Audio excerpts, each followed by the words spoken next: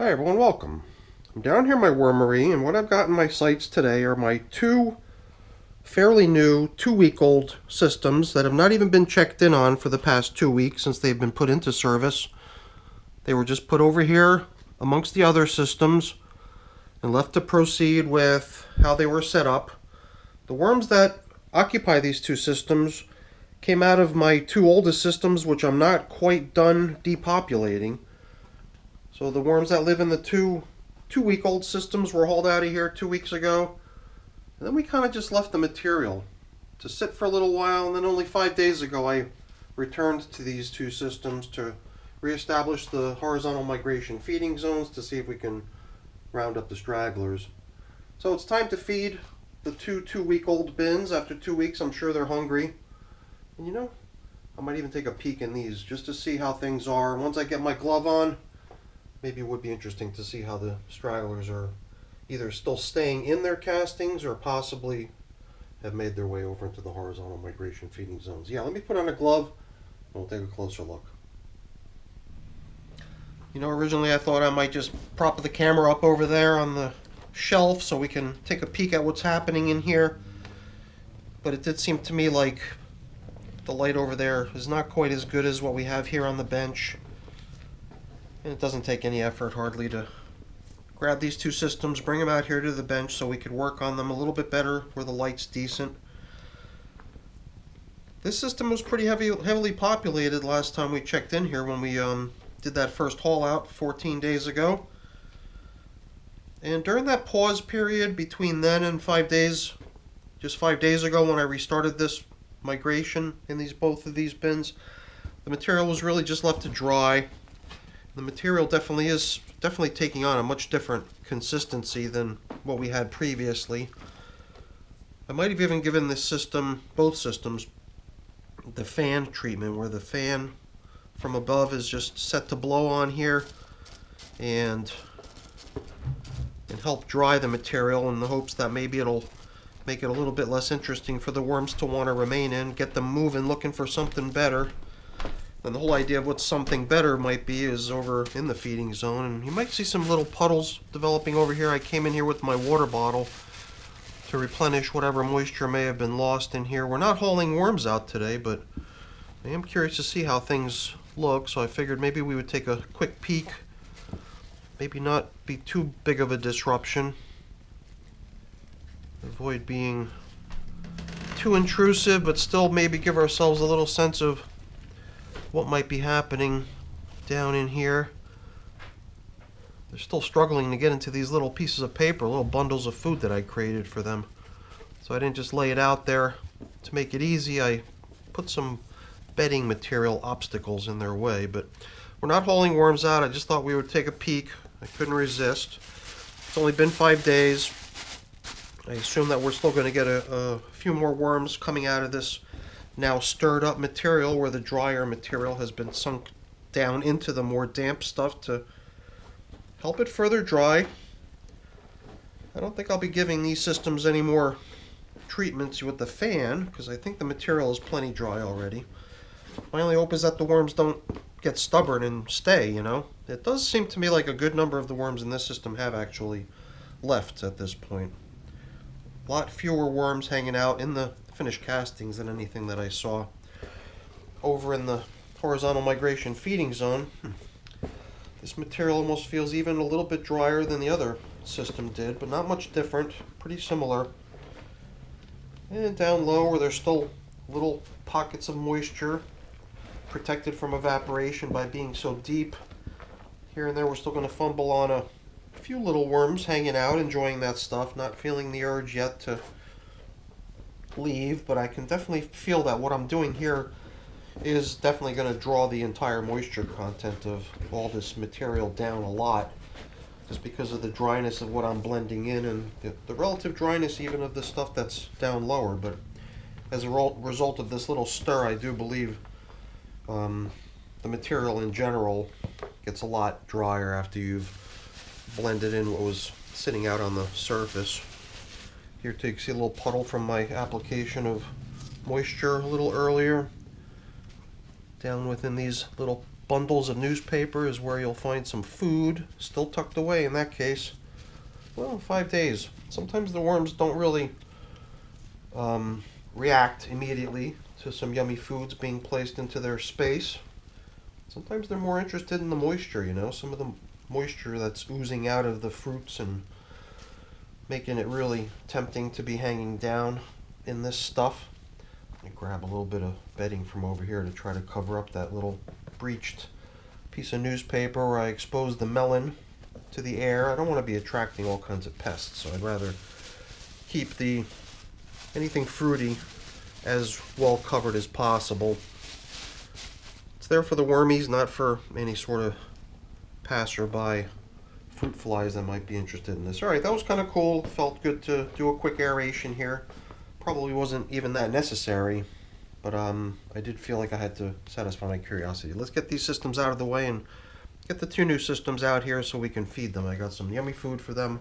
Pretty good amount of it. Just came out of the freezer maybe a half hour ago. Been thawing a little bit. Even over here underneath you can see some coffee. I've got my worm chow and grit and other things on the side too. So let's get these out of here and we'll get to feeding. I'm going to make sure that I put the grit right between me and where I've got the food over on the table. A lot of times I have it off on the side and I completely forget to add the grit. But newer systems like this, I always feel like I should be pretty generous with the grit. In older systems, it's maybe safe to assume that a good deal of the grit that was fed over the lifetime of the system is still floating around and accessible to the worms. But in a brand newly built system, there's nothing hardly. I mean, I think I built the bin. I might have thrown some food in there. Might have put some grit in there, but we're definitely going to be generous with the grit. So the bigger bubble wraps that I took off to start with will come back on, but those 2 smaller bubble wraps and that last couple pair of bags that I just removed, that stuff won't be coming back. Those things were just placed there because they were part of the horizontal migration feeding zone in which these worms were collected so that they could be hauled out and moved over here. So I just wanted those things to remain in such a place where any worms that were still sort of possibly trapped on that material would have an easy way to find their way off of it into a comfortable spot. But they're not needed here any longer, so they'll be retired. We'll just come back on with the large piece of bubble wrap after we've fed and covered up and inspected everything. And I think that should be enough. I don't know about these top papers. These top papers all seem to me like they can just be supplemental bedding to be added to the system as part of the feeding today. So I'll set them aside and we'll just reuse them that way. Brand new systems like this are going to be pretty heavily consisting of still the bedding that the system was made out of. Now I guess we're going to start bumping into some leftovers. This looks like a piece of cabbage. For some reason I'm thinking I might have built this system not using my typically frozen materials, but maybe some stuff that was not even frozen, was just still raw from that perspective and was just used as the foundational feeding for the system. So I didn't really have a specific feeding zone, even though I did have feeding zone indicators. They were meant to just be here for future use if they survived, but after 2 weeks under that bubble wrap they've been chewed to bits. So part of what they're getting today is some coffee anyway, which includes 2 coffee filters, so the feeding zone indicators will get recycled. I mean, what did I say? Replaced. Feeding zone indicators will be brand new. Here and there, little jumbles of worms. Perhaps there were other things besides those cabbage leaves thrown in here that would be more likely to start deteriorating and breaking down and becoming available food for the worms. Well, everything they're getting today is nice and frozen, so it should be pretty gooey and mushy and easy for the worms to eat soon after being placed into the nice warm system. You know, why don't we just do a till to the bottom? I am seeing, you know, little remnants of the grit that would have been sprinkled in here with this first feeding. I can see little specks of the white eggshell all over the place, which is cool. Let's check out how things in the feeding zone on bin number 2 look. Then we can come in with replenishments.